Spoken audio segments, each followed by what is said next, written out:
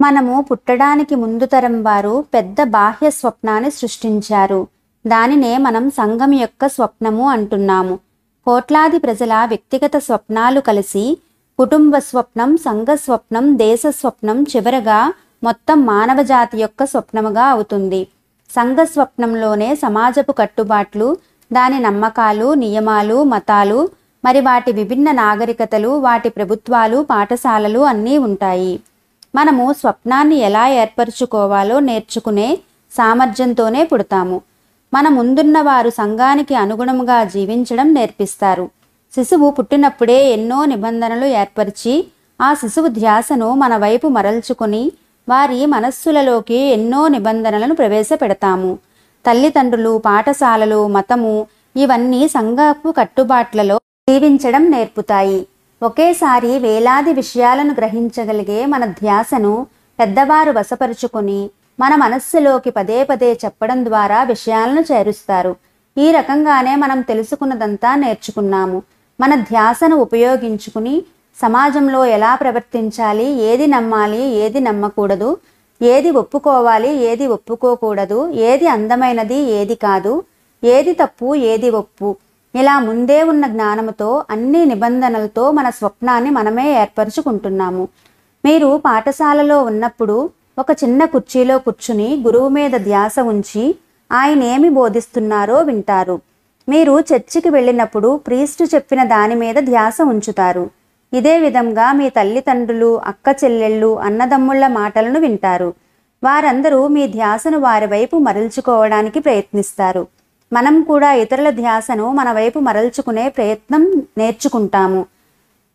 ఇతరుల ధ్యాసను మన వైపు మరల్చుకోవాలనే అవసరాన్ని పెంచుకుంటాము. పిల్లలు వారి తల్లిదండ్రుల, ఉపాధ్యాయుల, స్నేహితుల ధ్యాసను తమ వైపు మరల్చుకోవాలని పోటీ పడతారు. పెద్దవారైనా కూడా అలాగే కొనసాగుతారు. మనము మాట్లాడే భాష మొదలుకొని మనము ఏది నమ్మాలో, ఏది నమ్మకూడదో కూడా సమాజమే నేర్పిస్తుంది. మనుష్యుల మధ్య అవగాహనకు మాధ్యమము భాష. భాషలోని ప్రతి అక్షరం ఒక ఒప్పందమే. మనము మాట్లాడే ప్రతి పదము అవగాహన కోసం ఏర్పరచుకున్న ఒప్పందమే. మన మాతృభాష మాట్లాడాలని మనమేం కోరుకోలేదు. మీ మతాన్ని, మీ నైతిక విలువల్ని మీరేమీ ఎన్నుకోలేదు. మీరు పుట్టడానికి ముందే అవి ఉన్నాయి. ఏది నమ్మాలో, ఏది నమ్మకూడదో ఎన్నిక చేసుకునే అవకాశం కూడా మీకెప్పుడూ లేదు. ఈ ఒప్పందాలలో అతి చిన్న ఒప్పందం కూడా మనం ఎప్పుడూ ఎన్నిక చేసుకోలేదు. చివరికి మన పేరును కూడా మనం పెట్టుకోలేదు. పిల్లలుగా మనకు ఏ విశ్వాసాలను ఎన్నిక చేసుకునే అవకాశమే లేదు. అయితే ఇతరుల ద్వారా అందచేయబడిన సమాచారాన్ని మనము సమ్మతిస్తున్నాము. ఈ సమాచారాన్ని లేదా విషయాన్ని భద్రపరచడం ఒప్పందం ద్వారానే జరుగుతుంది. సమాజము మన ధ్యాసను ఆకర్షించవచ్చు. అయితే దాన్ని మనం అంగీకరించకపోతే ఈ సమాచారాన్ని భద్రపరచలేము. ఒకవేళ దాన్ని ఒప్పుకుంటే అప్పుడు అదే మన విశ్వాసం అవుతుంది. విశ్వాసం కలిగి ఉండాలి అంటే ఏ షరతులు లేకుండా నమ్మాలి. పిల్లలుగా ఉన్నప్పుడు ఈ రకంగానే నమ్ముతాము. పెద్దలు చెప్పిన ప్రతి విషయము పిల్లలు నమ్ముతారు. అన్నింటికీ పెద్దలతో సమ్మతిస్తాము. మన నమ్మకము చాలా శక్తివంతమై జీవితాన్నే నియంత్రిస్తుంది. ఈ నమ్మకాలను ఎన్నిక చేసుకోకుండా వాటికి ఎదురు తిరిగి పోరాడి ఉండవచ్చు. కానీ ఈ పోరాటంలో గెలుపు సాధించడానికి మనము అప్పుడు అంత బలంగా లేము. ఫలితముగా ఈ నమ్మకాలకు లొంగిపోతాము. ఈ పద్ధతినే నేను మనుష్యుల పెంపక విధానము అని అంటాను. మొట్టమొదట పిల్లలు అమ్మ, నాన్న, పాలు, సీసా అంటూ పేర్లు నేర్చుకుంటూ రోజు రోజుకు స్కూల్లోనూ, ఇంట్లోనూ, టీవీ ద్వారా ఎలా జీవించాలి, ఏ రకంగా ప్రవర్తిస్తే అందరూ ఒప్పుకుంటారో నేర్చుకుంటారు. అంతేకాకుండా తన పట్ల తాను తీర్పు చెప్పుకోవడమే కాకుండా ఇతరుల పట్ల కూడా న్యాయాధికారిగా మారతారు. శిక్షా బహుమతి పద్ధతితో కుక్కను, పిల్లిని ఎలా పెంచుతామో అలాగే మనము మన పిల్లల్ని కూడా పెంచుతాము. బహుమతి అంటే మనకు ఇష్టము. అందువల్ల ఆ బహుమతి కోసం ఇతరులు ఏం చేయమంటారో అదే చేస్తూ ఉంటాము. శిక్షించబడతామనే భయము, బహుమతి రాదేమో అనే భయంతో మనం కానిదేదో నటిస్తూ ఇతరులను సంతోషపరుస్తూ ఉంటాము. తిరస్కరించబడతామేమో అనే భయముతో నటన మొదలు పెడతాము. పరిణామముగా మనము ఏది కాదో అదే అవుతాము. అమ్మ, నాన్నల సమాజం మరియు మతము యొక్క నమ్మకాల నకలుగా మనం మారిపోతాము.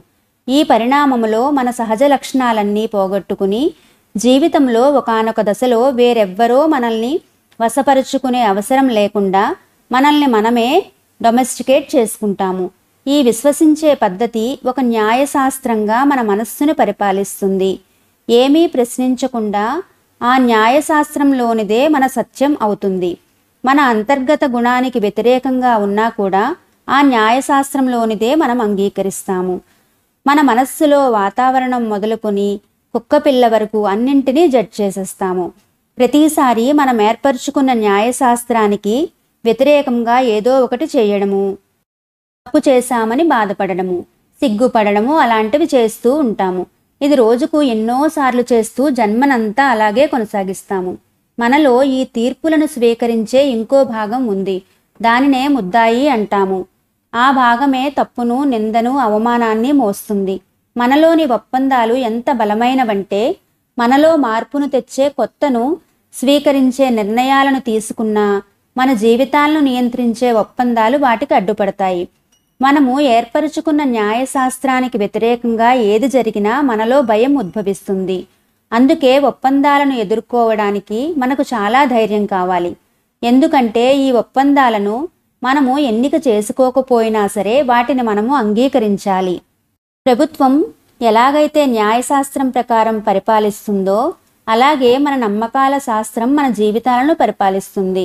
చేసిన తప్పుకు వేలసార్లు శిక్ష అనుభవించడము మనిషి విషయంలో మాత్రమే జరుగుతుంది. మిగతా జంతువులన్నీ ఒకసారి చేసిన తప్పుకు ఒకసారి మాత్రమే జరినామా చెల్లిస్తే మనిషికున్న జ్ఞాపక శక్తి వల్ల ఒకే తప్పుకు అనేకసార్లు నిందల పాలవుతాడు. భార్య లేదా భర్త చేసిన ఒక తప్పుకు ఎన్నో వందల సార్లు దెప్పిపొడుపులు భరించి శిక్ష అనుభవించవలసి వస్తుంది. ఇలాగే పిల్లల విషయంలో కూడా తల్లిదండ్రులు ప్రవర్తిస్తారు. చేసిన తప్పు గుర్తుకు వచ్చినప్పుడల్లా వారిని నిందిస్తూ ఉంటాము. ఇది న్యాయమా కాదా? ఈ భూమిపై మనుష్యులు బాధపడడం, భయపడుతూ జీవించడం, ఉద్వేగభరితమైన డ్రామాలు సృష్టించుకోవడం అతి సామాన్యం అయిపోయింది. కానీ ఈ బాహ్య స్వప్నము ఆనందకరమైనది కాదు. ఈ స్వప్నము హింసతోనూ, భయంతోనూ, యుద్ధంతోనూ, అన్యాయంతోనూ నిండి ఉన్నది. వ్యక్తిగత ఆలోచనలు వేరువేరైనా ప్రపంచపరంగా చూస్తే అంతా ఓ భయంకర దుస్వప్నమే. మానవ సమాజము అన్ని మతాలు బోధించే నరకముతో అచ్చంగా సరిపోయేటట్లే ఉంటుంది. మనం నరకమనే స్వప్నంలోనే జీవిస్తున్నాము. నరకము మనస్సు యొక్క స్థితి అనుకుంటే మన చుట్టూ నరకమే ఉంది. కొంతమంది వారు చెప్పింది ఆచరించకపోతే నరకానికి పోతామని హెచ్చరిస్తారు. కానీ మనం ఇంతకు ముందే మనల్ని హింసించిన, హెచ్చరించిన వారితో పాటు నరకంలోనే ఉన్నాము. అందరితో అంగీకరించబడడానికి, అందరినీ సంతోషపరచడం కోసమే మనము పరిపూర్ణంగా ఎలా ఉండాలా అని ఓ ఊహను ఏర్పరచుకుంటాము. కానీ ఆ ఊహ నిజమైనది కాదు. ఇతరులను సంతోషపెట్టడానికి మనల్ని మనం అగౌరవపరుచుకుంటాము. ఇతరులతో అంగీకరించబడడానికి ఒక్కొక్కసారి శరీరాలను కూడా గాయపరుచుకుంటాము. ఇతరులను మనల్ని నిందించడం కన్నా మనలను మనమే ఎక్కువగా నిందించుకుని తిరస్కరించుకుంటాము. మీతో మీరు వేల ఒప్పందాలు చేసుకోవడమే కాదు, ఇతరులతో, సమాజంతో, తల్లిదండ్రులతో, జీవిత భాగస్వామితో, పిల్లలతో కూడా చేసుకున్నారు. ఇలా ఎన్నో ఒప్పందాలను చేసుకోవడం వల్ల జీవితము దుఃఖమయమై పరాజయం పాలవుతున్నాము. సంతోషముగా, తృప్తిగా జీవించాలంటే భయముతో కూడి వ్యక్తిగత శక్తిని హరించే ఈ ఒప్పందాలను బద్దలు కొట్టే ధైర్యం మీకు కావాలి. భయం నుండి ఏర్పడే ఒప్పందాలకు ఎంతో శక్తి ఖర్చు పెట్టవలసి ఉండగా, ప్రేమ నుంచి ఉద్భవించే ఒప్పందాల వల్ల శక్తి నిల్వ ఉండడమే కాక మరింత ఎక్కువ శక్తిని మనము పెంపొందించుకుంటాము. మన జీవితాన్ని పాలించే ఒప్పందాల వల్ల ఆనందం పొందకపోతే మనకు వాటిని మార్చుకునే అవసరం ఉంది. భయము నుంచి పుట్టి మన శక్తిని నాశనం చేసే ఒప్పందాలను బ్రద్దలు కొట్టడానికి మనకు సహాయపడే శక్తివంతమైన 4 ఒప్పందాలను మనం ఇప్పుడు చూద్దాము. ఈ 4 ఒప్పందాలు ఆచరించడానికి మీకు చాలా శక్తివంతమైన మనస్సు కావాలి. కానీ ఈ ఒప్పందాలతో జీవితాన్ని గడిపితే జీవితం అత్యద్భుత చిత్రం అవుతుంది.